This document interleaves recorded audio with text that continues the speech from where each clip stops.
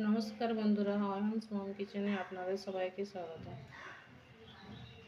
আপনারা সবাই কেমন আছেন? আশা করি ভালো আছেন। আমিও ভালো আছি। আজকে বানাচ্ছি চিকেন। তার জন্য এখানে চিকেন নিয়েছি 850 গ্রাম। এখানে লবণ হলুদ দিয়ে দিয়েছি। এটাতে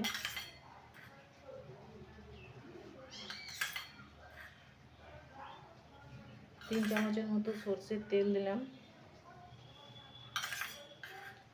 4 চামচের মতো সর্ষের তেল দিলাম। আর এখানে ছোট পেঁয়াজ নিয়েছি, এগুলো দিয়ে ম্যারিনেট করে রাখবো 1 ঘন্টার মতো।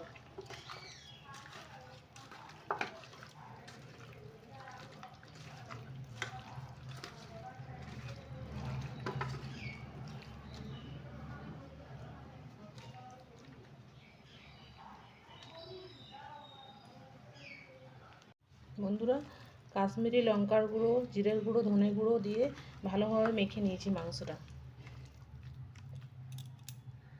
এটা 1 ঘন্টা রেখে দেব। কড়াতে সর্ষের তেল দিয়ে আলুগুলো আমি ভেজে নিয়েছি। এবারে পেঁয়াজ, আদা, রসুন এগুলো ভালো ভেজে নেব। টমেটোও দিয়ে দেবো। এটা একটু ভেজে নিয়ে টমেটোটা দিয়ে দেবো।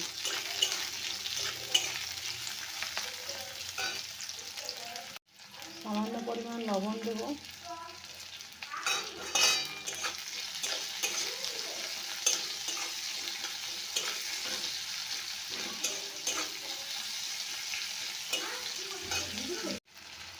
বন্ধুরা, আমি টমেটোগুলো দিয়ে দিয়েছি।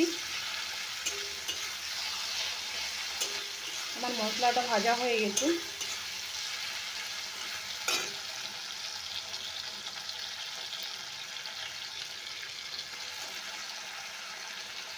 এবার এগুলো মিক্সিতে বেটে নেব। বন্ধুরা, কড়াতে আমি আরও সামান্য পরিমাণে সরষের তেল দিয়েছি। তেল, লং, এলাচ, দারচিনি, তেজপাতা, শুকনো লঙ্কা ফোড়নে দিলাম।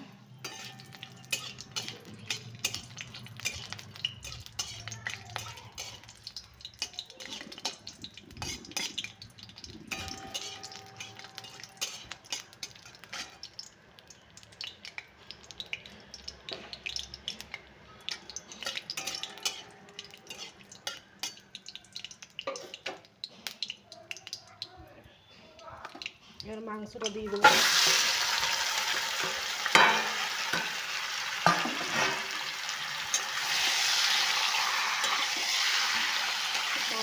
মাংসটা খুব ভালোভাবে ভেজে নেব।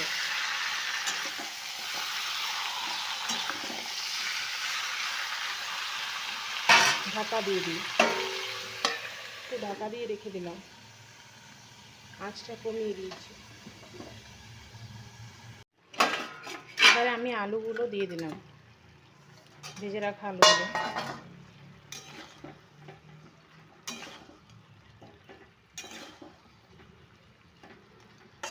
আবারও কিছুক্ষণ ঢাকা দিয়ে দেবো। এবারে আমি যে মশলাটা ভেজে রেখেছিলাম, এটা পেস্ট করে নিয়েছি, এটা দিয়ে দেবো।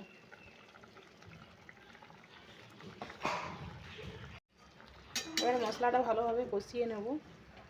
মশলাটা আমার দেওয়া হয়ে গেছে।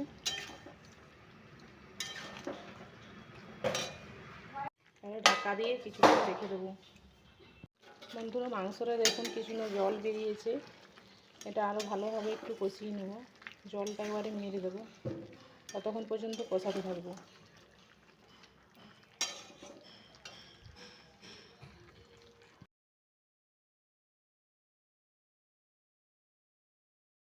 পরিমাণ চিনি দিয়ে দিলাম।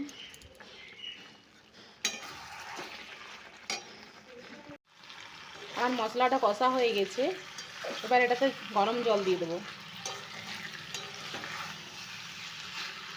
খুব ভালোভাবে কষে নিয়েছি মশলাটা।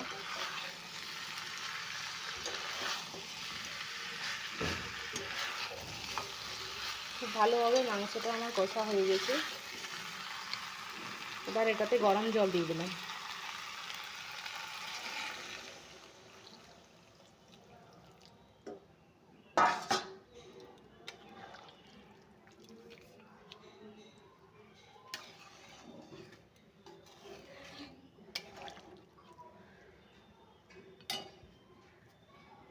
ভালোভাবে ফুটিয়ে নেব।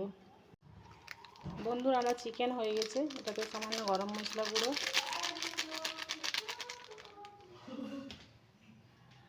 ধনেপাতা কুচি দিয়ে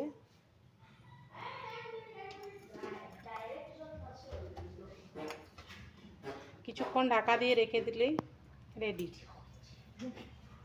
রেসিপিটি ভালো লাগলে please like, share and subscribe করুন।